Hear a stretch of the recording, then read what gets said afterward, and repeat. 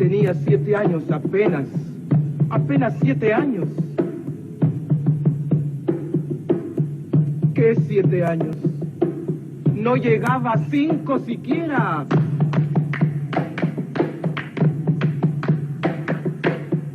De pronto unas voces en la calle me gritaron: ¡Negra! ¡Negra! ¡Negra! ¡Negra! ¡Negra! ¡Negra! ¡Negra! ¡Negra! ¿Soy acaso negra?, me dije. ¡Sí! ¿Qué cosa es ser negra? ¡Negra!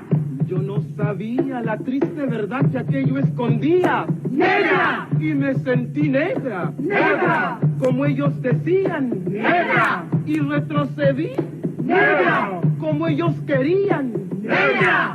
Yo odié mis cabellos y mis labios gruesos y miré apenada mi carne tostada y retrocedí. ¡Negra! Y retrocedí. ¡Negra! ¡Negra! ¡Negra! ¡Negra! ¡Negra! ¡Negra! ¡Negra! ¡Negra! ¡Negra! ¡Negra! ¡Negra! ¡Negra! ¡Negra! ¡Negra! ¡Negra! Y pasaba el tiempo y siempre amargada seguía llevando a mi espalda mi pesada carga. ¡Y cómo pesaba!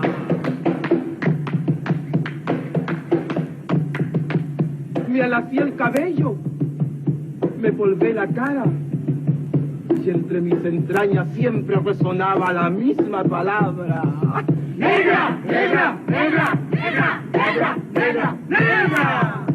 Hasta que un día que retrocedía y que iba a caer. ¡Negra! ¡Negra! ¡Negra! ¡Negra! ¡Negra! ¡Negra! ¡Negra! ¡Negra! ¡Negra! ¡Negra! ¡Negra! ¡Negra! ¡Negra! ¡Negra! ¡Negra! ¿Qué?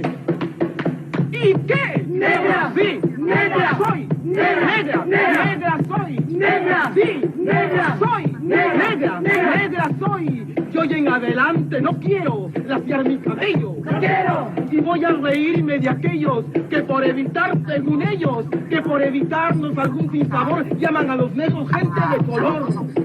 ¿Y de qué color? ¡Negro! ¿Y qué lindo suena? ¡Negro! ¿Y qué ritmo tiene? ¡Negro, negro, negro, negro, negro, negro, negro, negro, negro, negro, negro, negro, negro, negro, negro! Al fin comprendí. ¡Al fin! Ya no retrocedo. ¡Al fin! Y avanzo segura. ¡Al fin! Avanzo y espero. ¡Al fin! Y bendigo al cielo porque quiso Dios que negro azabache fuese mi color y ya comprendí. ¡Al fin! Ya tengo la llave. Negro, negro, negro, negro, negro, negro, negro, negro, negro, negro, negro, negro, negro, negro, negro.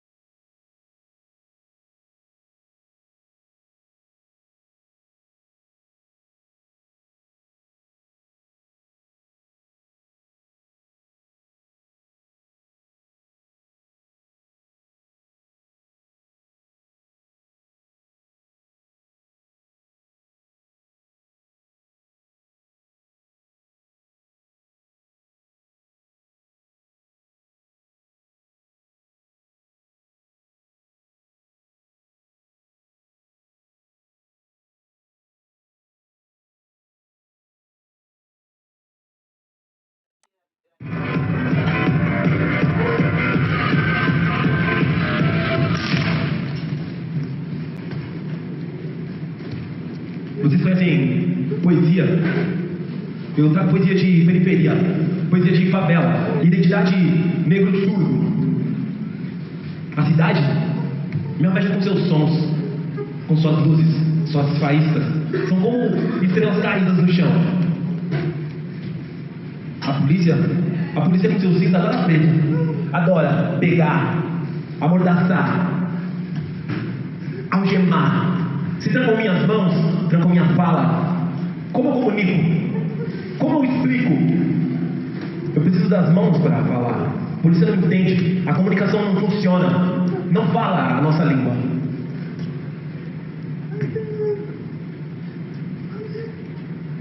não têm referência, não sabem Martin Luther King, não sabem Mandela, não sabem Conceição Evaristo, Dandara, não sabem Zumbi dos Palmares, eles não sabem.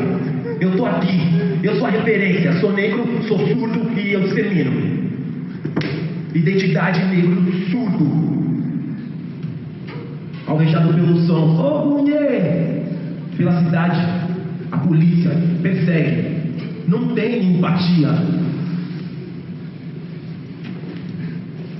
Eu, pela cidade, recebo sons, recebo tudo e me esquivo no caminho. Ô mulher! Ogum sinaliza. Ô mulher! Ogum, no meu caminho, vai abrindo. Ô mulher! Salve Ogum! Ô mulher! Salve! Sinalize um livro para sua espada, viu, passar.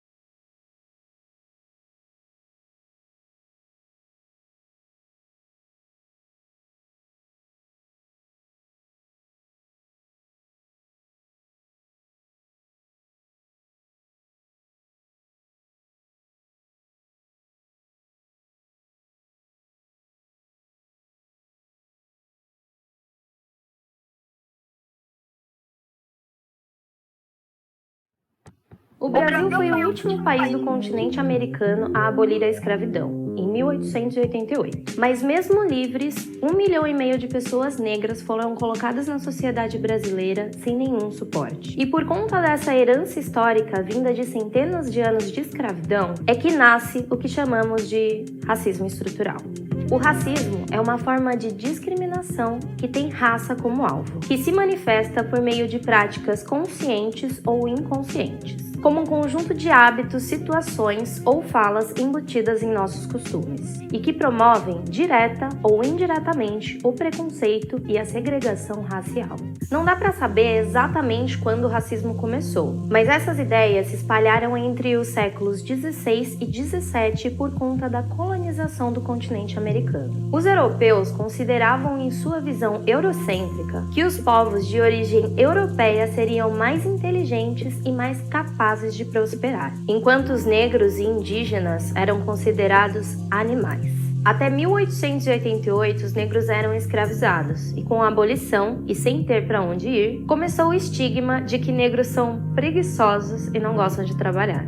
E nesse momento, a sociedade, os lugares e as oportunidades ainda preservavam o pensamento escravocrata, e calava a voz dos negros. Não foram elaboradas leis que contribuíssem para combater esse abismo social, causado pelas décadas anteriores, inserindo os negros na sociedade.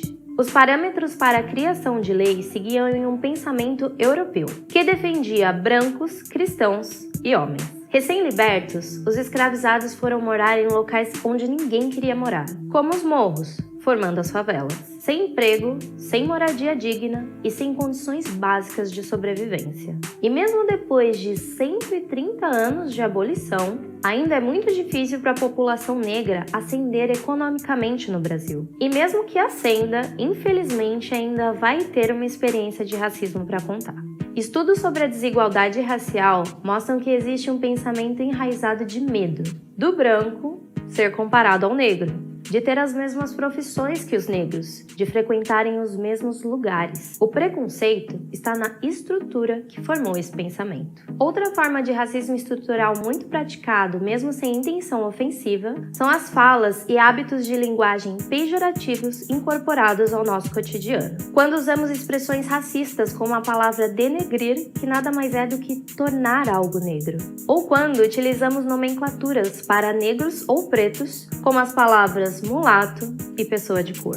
Desde sempre, em todas as pesquisas sociais e demográficas, os autodeclarados pretos ou pardos são maioria nos índices de analfabetismo, de desemprego e têm a menor renda mensal. As estatísticas de cor ou raça produzidas pelo IBGE mostram que, em média, brancos têm maiores salários, sofrem menos com desemprego, são a maioria entre os que frequentam o ensino superior. Isso poderia ser resolvido com a adoção de políticas públicas, que visam reparar aqueles que foram sistematicamente marginalizados e excluídos da sociedade durante tanto tempo, como foi o caso da criação das cotas raciais, que abriram espaço para que a comunidade negra conseguisse ingressar nas universidades. Mas a sociedade brasileira, como um todo, já naturalizou a nossa ausência. Quantas pessoas questionam a falta de negros no legislativo ou no judiciário? Ou porque a maioria dos formandos de curso de medicina não são negros, mesmo num país de maioria negra? Ou onde estão os altos executivos negros? Isso cai sobre a própria comunidade negra.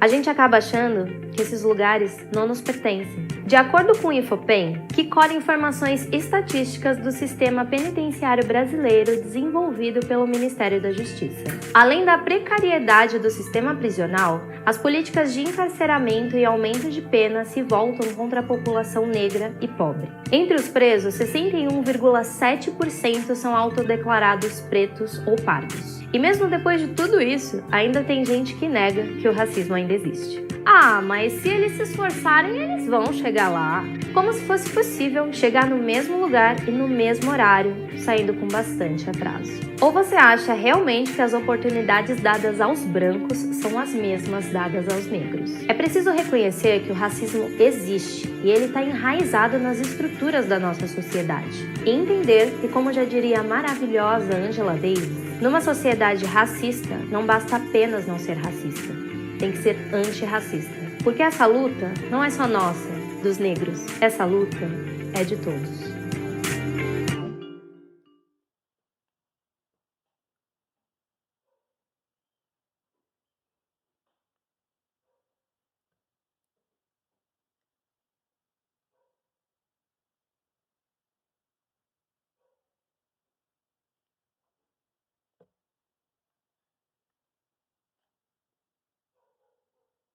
O Ubuntu estampa camisetas nos 4 cantos do mundo.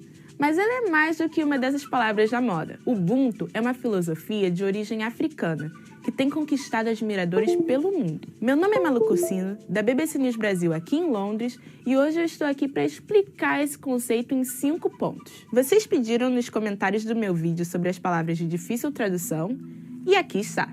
O que é Ubuntu? Eu sou porque você é. Simples e profundo, né? Gertrude Matcha é uma das personalidades responsáveis por fazer o Ubuntu chegar a um maior número de pessoas. Com seus TED Talks, ela conseguiu atingir um público que não tinha ainda sido exposto ao conceito. Ela me explicou o Ubuntu, ou seja, o eu sou porque você é, da seguinte maneira. Assim como células do mesmo organismo são codependentes, a humanidade também é. Precisamos uns dos outros para otimizar o nosso bem-estar físico e mental. Mas antes de eu explicar as aplicações desse conceito no dia a dia, vamos às origens. Onde surgiu esse conceito?